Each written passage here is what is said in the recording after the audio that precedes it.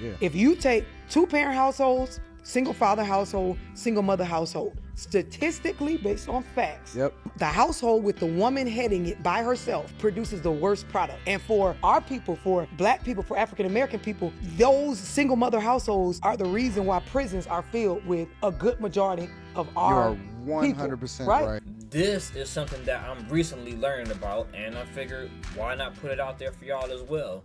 Hey, what's up everybody? In this video, I will talk to y'all about this clip that I ran across that was circulating through my friend group, and long story short, it was saying that single mothers produce the worst offspring when it comes, compared to single fathers. Why I only could speak from my own personal experience because I was raised by a single mom and everything. I can't say that it could have been different if I was raised by a father. The main reason I'm saying this is because as a human, you only get one life. You got one chance at life and everything. So the life that you got is the life that you was dealt with. So you gotta just live it to the best that you can. I can't hit the rewind button and say, all right, I live with my mom, now I'm gonna go live with my dad. No, it don't work that way. So with that being said, let me go ahead and roll this clip and make sure y'all hit that subscribe button. We are in a fucking crisis, a pandemic with this single mother and shit. But it is a proven fact that single mother households produce the worst product. Facts. It's a 100% fact, yeah. If you take two-parent households, single father household, single mother household, statistically based on facts, Yep. the household with the woman heading it by herself produces the worst product. And for our people, for black people, for African American people, those single mother households are the reason why prisons are filled with a good majority of our You are 100% people, right. So these are facts. You sit this on the table. Here go the fact. With her saying that this, single black mothers produce the worst offspring when they not, don't have a male figure in that child's life, I can only speak from my perspective. I've seen some ups and downs and everything, but at the same time, I think I got kind of lucky. But me personally, I always had a different type of outlook on life. I've always been optimistic and believe there's more than just living in the hood, man. It's something that's better than just living in the hood out there. And you got to keep your mind open and want to get more in life versus just settling for less and just thinking this is the best life gets and everything. So not only that, I want to just bring that up real quick, I also decided to go on the internet and do my own research because this is a topic that's fresh to me as well. So this is what I typed in on Google: are single women households worse than single men? And then this is some of the things that popped up on here. It says single father households do vastly better. And then if you look, it says mothers typically make better parents than fathers, yet single fathers do better than single mothers, and here's why. I didn't feel like clicking the link, man, because a lot of things have popped up. The next thing says the rise of single fathers. In terms of household financial status, single fathers are much better off than single mothers and much worse off than married fathers. Dang, you trying to say that? I don't know, maybe you're trying to say that if a woman is married to the man and stuff, maybe he ain't, doing what he gotta do as a man because of her input. But who knows what they're trying to say? But this is what I'm assuming that they get now when they say that. The next thing says single fathers versus single mothers. 8 common differences. December 8, 2023. Single mothers have a greater risk of mortality, poorer physical and mental health, higher rates of psychological and lower ...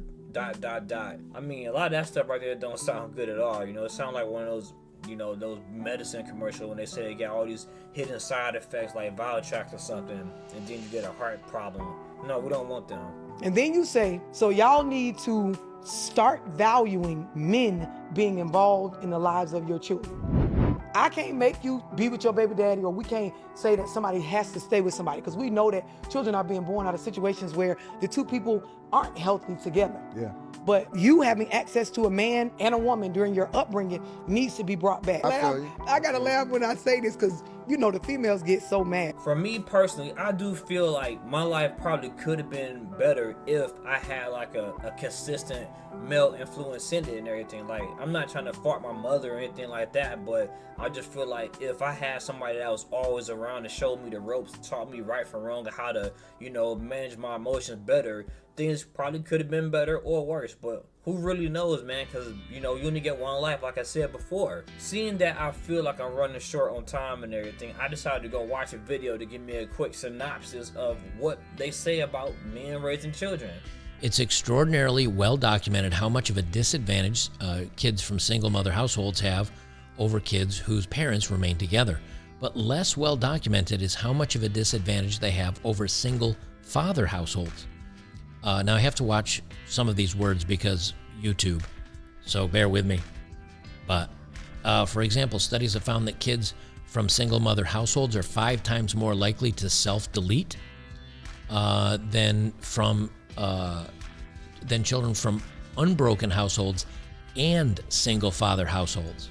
So they're saying that basically if it's single mom, it's worse than both the couple staying together or just dad. They're 9 times more likely to drop out of school, 10 times more likely to use illicit substances, 14 times more likely to commit the snuggle struggle, the unwanted love session, 20 times more likely to end up in jail, and 32 more times likely to run away from home. The list does not stop there. Single mother households also account for 70% of all preteen pregnancies, 70% of all young people being ended, and they account for the majority of filicide cases, which means, yes, a kid living with a single mother is the most likely to be deleted by the parent is to a single mother. And I'll tell you, when I heard that, I was like, really? And then all I did is I typed in Google, kid ended by mom, search, and then I just hit in the last week. There's tons of news stories out there about it happening. Tons of them, tons and tons of them. So big old mama bears are going kind of crazy. Most at this point will probably think that the stepfather is the main ender of the kid. However, studies have found this to be false, and that step-parents are no more likely to end kids than their biological counterparts. Alright, so y'all heard what this video was saying and stuff. They got all these different statistics and things like that. You might be able to find the same video on the internet.